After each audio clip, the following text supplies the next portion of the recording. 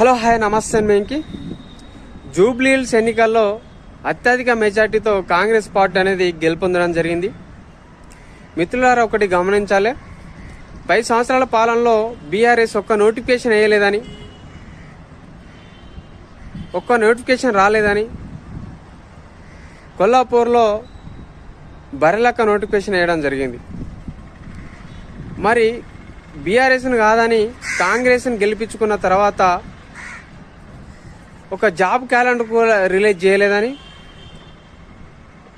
ఏ ఒక్క నోటిఫికేషన్ ఇవ్వలేదని నమ్మించి మోసం చేసిన కాంగ్రెస్ అని ఇక్కడ జూబ్లీ హిల్స్ ఎన్నికల్లో అస్మ పోటీ చేయడం జరిగింది. ఎక్కడ ఎవరు నిరుద్యోగులు పోటీ చేసినా కూడా ఏ ఒక్క నిరుద్యోగి గెలవడం లేదు.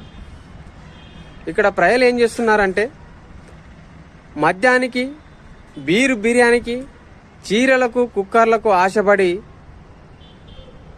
డబ్బు వంచిన వాళ్ళకే ఓటు చేస్తున్నారు. ఎవరైతే సమాజ సేవ చేస్తానని ముందుకొచ్చిన వాళ్ళకు మాత్రం ఓటు వేయడం లేదు. ఇక్కడ విద్యావంతులు, మేధావులు చాలామంది నిరుద్యోగులు పార్టిసిపేషన్ చేసినా కానీ ఏ ఒక్కరికి కూడా అవకాశం కల్పించకపోవడం చాలా బాధాకరం. అక్షరం ముక్క రానోడు ఎమ్మెల్యే అవుతున్నాడు, 10th పాస్ కానోడు